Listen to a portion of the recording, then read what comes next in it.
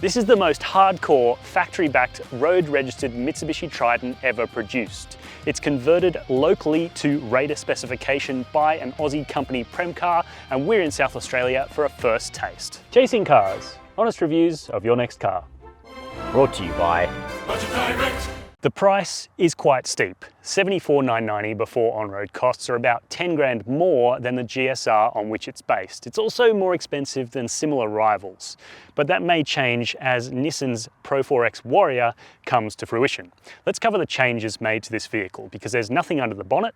There are a few things at the front, including a new, slightly different look, but that's applied to many MY26 models, and you also get that custom Raider bash plate under the front of this thing. Down the side, we have these very small fender flares, which cover an extra 20mm of track courtesy of the custom ROH Assault alloy wheels. They're made here in Australia, which is a nice touch, and they're fitted with Bridgestone Jeweler AT002 tyres, which apparently are the best tyres Mitsubishi could choose for this car after trying and testing over 40,000 kilometres in this vehicle. Down the side, we have black caps for the mirrors, black door handles. We have these really sturdy looking side steps with Mitsubishi insignia with a little bit of red there. That pops super nicely. We have the sports bar here, which reflects a very similar style there with that Mitsubishi shining through. Again, small fender flares back here, and it's worth talking about the suspension. We'll come back to it while we're out on the road, but there are some pretty major changes. This vehicle gets Monroe dampers just like the Nissan Navara, though we understand they're tuned to a very different specification. They have an internal rebound spring. At the front, we have 25mm more ground clearance thanks to, in part, those tyres, and also 10mm in the spring. And at the back, we have 15mm because this rides on the standard leaf springs fitted to the rest of the Triton range. Finally, we come around the back and we have this really confident, really stylish looking Raider badge. While we're around the back, it's worth covering off the tray. The Tritons is pretty competitive in this segment with this generation's newfound width. You got 4 tie-down points, a drop-in bed liner, and we have this soft top tonneau cover, which is quite flimsy and a little bit crappy to my feeling, but it's quite easy to take off if you don't want it. And importantly, the Raider maintains some key usability factors: 990 kilograms of payload and 3.5 tons towing. If you've spent any time in an MV generation Mitsubishi Triton, then you'll be very familiar with this cabin. The changes are very small and very subtle, but I actually quite like that. They're basically limited to a Raider badge here in front of the shifter and Raider stitching on the headrests, and that's it.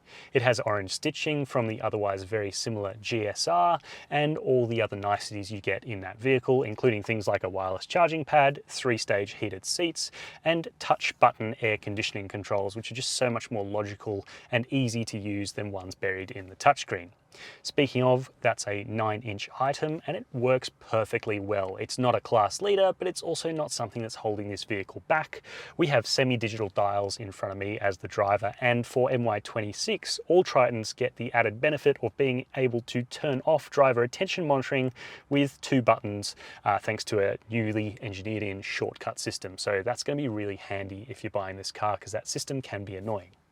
Storage is also really good, 2 cup holders, nice deep bin here, and pretty decent door cards, plus extra cup holders up here that can either hold a small circular bottle or a square Tetra Pak container that is very popular in Australia. And in the back seat, the Triton Raider is pretty much exactly the same as any other Mitsubishi Triton or Nissan Navara. That means it's fine, nothing special, but nothing too terrible.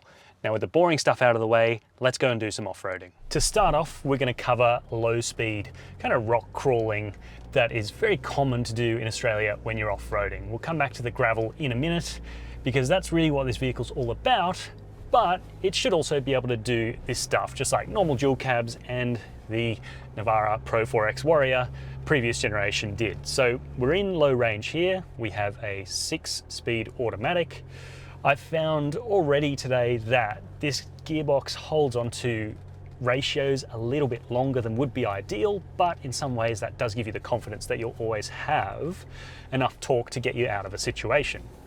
There are various drive modes in various settings here with Mitsubishi's Super Select 4-wheel drive system. We're just in normal. I might engage rock for this little bit because we will probably be lifting a wheel as we come through here. I want to see how this traction control goes without locking the rear differential, and as in all the other Tritons, it's pretty good. Not quite as good as the Hilux, but it is relatively smooth and fuss-free in its operation.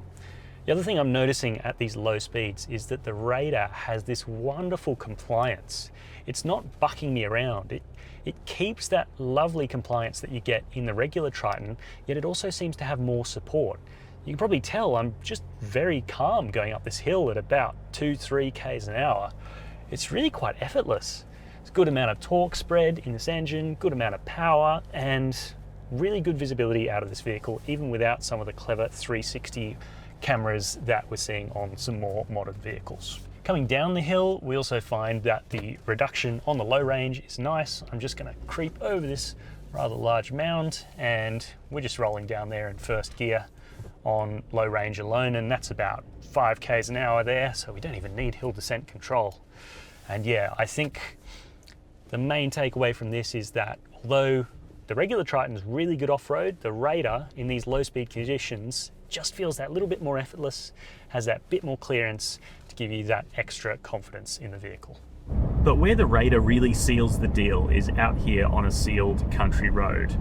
All those little changes that Premcar's made to this vehicle may sound pretty insubstantial, something like you could do in the aftermarket pretty easily, but the truth is this is a much more in-depth set of changes than just what you see on paper. It's really finite the way the calibration has been sorted to make this car better all around, because it could have just been better off-road and on high-speed gravel and been worse on the tarmac, but the truth is it isn't.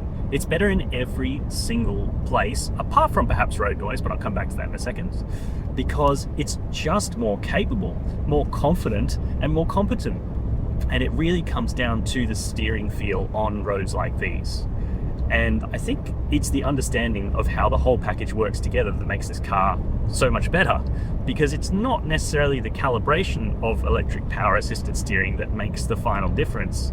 And Premcar knows that. It's actually a lot down to how the rear suspension reacts to inputs. And in this case, there's absolutely no dead zone anymore around the center of the steering. So when you're on a road like this with funny cambers, crosswinds, and also fog and inclement conditions, you just have this knowledge that this vehicle feels so stable. And if I want to drift just a little bit away from a pothole or something, I don't even have to think about it. My hands just naturally fall ever so slightly to the right and the car moves. And I'm not thinking about anything, and that's the beauty of it. It does exactly what you want it to, almost before you've even told the car what to do. Of course, the ride quality is improved as well. It's not a wholesale improvement like an SUV. This is still very much a ute, so you do get a little with that clunkiness, the body on frame nature of this vehicle when you're hitting lower speed bumps in town, for example. But out here on the country road, where you've got a bit more speed through the car, a bit more energy through the chassis, it's really, really composed. Big bumps don't seem to upset it. It feels like the front and the rear are much more in balance. And the other thing worth talking about is the Yamaha performance damper, or the Yamaha performance dampers fitted to this vehicle, which are not attached to the wheels. There's actually 2 of them in between the chassis of this vehicle. And what they serve to do is minimize vibrations. It really seems to make a difference when it comes to the shudder that you get in these utes, and also the confidence and the overall quietness in this cabin, because apart from the tire roar that I definitely can detect more than on the standard Mitsubishi Triton's tires, which is a little bit loud, but I'm getting used to it already, so it's not going to bother me. The actual noise in here from the suspension working, from the chassis going over bumps, and the sort of compressive sounds that you normally get in a dual cab ute's body seems to have been almost eliminated. So that's all really positive. And of course we rounded out with a new change for MY26, which I already mentioned in the interior, which is the ease of disabling the driver monitoring system. The safety systems have been a point of concern for the Mitsubishi Triton since it launched. It has been getting better. I still think the lane keep assist could be way better and actually work through the steering wheel as opposed to through the brakes, but the rest of the package is pretty good, and the fact that you can now really easily disable the driver attention monitoring with just 2 taps makes this car a whole lot easier to recommend and will make it a whole lot easier to live with. Now on to the fun stuff, some higher speed gravel roads. This is what the Triton Raider was really designed for, building on the Mitsubishi legacy of WRC, Rally Raid, Dakar, all that sort of stuff. And so I think this is probably the most important thing to get right. We have a four-wheel drive system that I've already covered a little bit, but that allows you to drive in four-wheel drive without a locked center differential or without a locked transfer case, which is really good. It means you can drive on varied surfaces and always have it in four-wheel drive. Now, there are more rivals on the market that have that now than before, but the Triton was one of the first, and even rivals like the Toyota Hilux do not have this feature, so it's actually still really good and a little bit unique in the Triton. The engine is a 2.4 litre twin turbo diesel. It's hooked up to a 6-speed automatic, and when it's not working hard, it's pretty quiet and refined, as can be said of most of these 4-cylinder diesels in dual cab use. Problem is, when you need it to kick down, it can still be quite vocal. That was outside the remit of what Premcar was changing in this vehicle. Haha, yes. Come back to that in a second. So no more power, no major transmission calibration. And I think that's an area that this really could have gone further. And it's clearly why this vehicle wasn't a Ralliart, because there's no more power and it really could have gone a little bit further in that sense. But it's still adequate and it's still very competitive with what's on the market for a similar price. Now, what we really want to talk about is how this car performs on loose surfaces, because it is really good.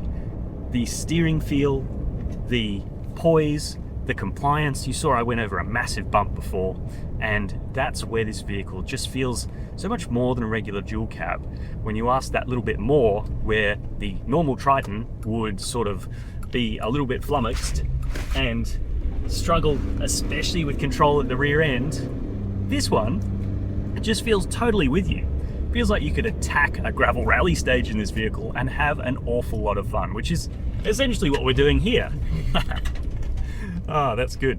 We've got two drive modes we can drive in 4 high. So we've got normal, which I was in before, we've got gravel, and we've actually got a third, which is snow mode, but we're not going to be using that today because we're in South Australia.